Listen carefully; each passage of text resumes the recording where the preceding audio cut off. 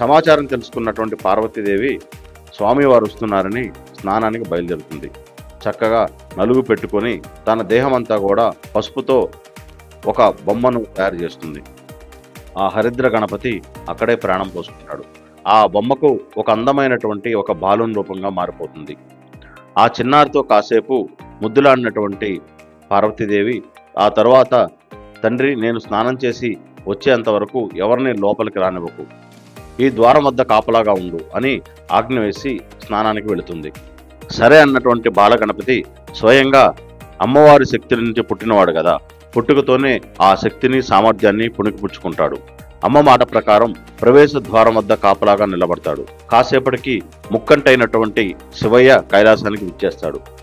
లోపలికి రాబోతుంటే అడ్డుకుంటాడు బాలగణపతి. ఆగవయ్య ఆగు, అమ్మ ఆజ్ఞ లేదు, నువ్వు లోపలికి వెళ్ళడానికి వీల్లేదు అని చెప్పి శివుణ్ణి అడ్డగిస్తాడు. ఆశ్చర్యపోయినటువంటి పరమేశ్వరుడు కైలాసంలో తనకి తెలియని ఆ బాలుడెవరు, తననే అడ్డుకుంటాడా, ఇంతటి సాహసం ఎవరు నువ్వు అంటూ శివుడు ప్రశ్నిస్తాడు. నేను శివుణ్ణి, ఇది నా నివాసం, లోపలికి వెళ్ళనివ్వు అని కాస్త విసురుగా వెళ్ళబోతాడు. కానీ బాలగణపయ్య ఒప్పుకోడు. యుద్ధానికైనా సిద్ధం, కానీ లోపలికి వెళ్లేది లేదు అంటూ భీష్మించి కూర్చుంటాడు. ఆగ్రహించినటువంటి శివుడు తన బాలునిపై యుద్ధానికి దిగుతాడు. ఎంతటి పార్వతీ పుత్రుడైనా సరే తలపడుతున్నవాడు పార్వతీనాథుడు కదా. రుద్రుడు తన శూలంతో ఆ బాలుడి తలని ఖండించేస్తాడు. పార్వతీదేవి తన కుమారుడు విగత జీవుడై ఉండడం చూసి దుఃఖంతో కూలిపోతుంది. ఆమె కోపం, బాధ విశ్వాన్ని మొత్తం కదిలిస్తాయి.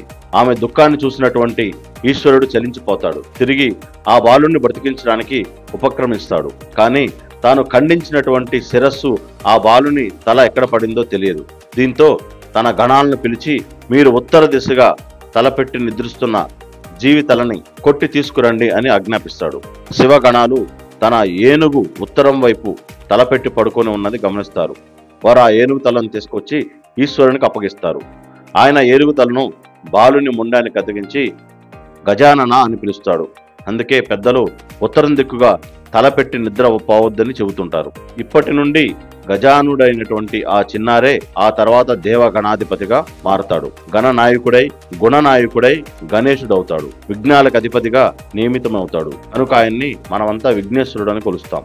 దేవతలందరికీ ఆయన అధిపతి కదా, అందుకే ఆయన ప్రథముడు అంటారు. ప్రథముడు అంటే అందరికన్నా పెద్దవాడు అని అర్థం. అందుకే ఏ శుభకార్యం మొదలుపెట్టినా ముందుగా గణపతికే ప్రథమ పూజలు చేసుకుంటారు. మొత్తానికి ఇలా గజాసురుని నామం గజానుని రూపంలో ప్రసిద్ధమవుతుంది. చిన్నపిల్లవాడైన అమ్మ మాటలకి కట్టుబడ్డాడు. ఎదురుగా శివుడే నిలబడ్డా తన కర్తవ్యానికి వెడలేదు. ఇచ్చిన మాటను కట్టుబడి ఈశ్వరునితో తలపడతాడు. బుద్ధిబలంతో గణాధిపత్యాన్ని సాధిస్తాడు. ఇటువంటి సద్గుణోభీషుడైనటువంటి గణేశుని కథ పిల్లల బుద్ధి వికాసానికి తోడ్పడుతుంది. ఆధ్యాత్మికంగా గురుస్వరూపుడైనటువంటి గణేశుని ప్రభావం జ్ఞాన ప్రసాదాన్ని ఇస్తుంది. కాబట్టి గణేశ ఉత్పత్తి జరిగిన గణేశ చతుర్థి రోజున తప్పకుండా గణపతి పూజ చేసిన వారి విఘ్నాలన్నీ నెరవేరుతాయి. విఘ్నాలు, విజయాలు, కాలం రెండు రకాలు. వాటిని శాసించే కాలస్వరూపం గణపతికి మాత్రమే ఉంది. కాబట్టి విద్యాప్రాప్తి, ఉద్యోగ ప్రాప్తి, కార్యజయం జరగాలంటే గణపతి ఆశయం మీకు ఉండాల్సిందే. అన్నట్టు గణపతికి కృష్ణుడికి ఉన్నటువంటి అనుబంధం ఏంటో మీకు తెలుసా? అలాగే గణపతిని చింతామణి గణపతి అని ఎందుకు పిలుస్తారు? లక్ష్మీదేవి గణపతికి భార్య ఎలా అయింది? ఇటువంటి మరిన్ని గణపతికి సంబంధించిన ఆసక్తికరమైన విశేషాలు తెలుసుకోవాలంటే మహాభక్తి ఛానల్ని సబ్స్క్రైబ్ చేయండి, షేర్ చేయండి, లైక్ కొట్టండి, బెల్ గంట కొట్టడం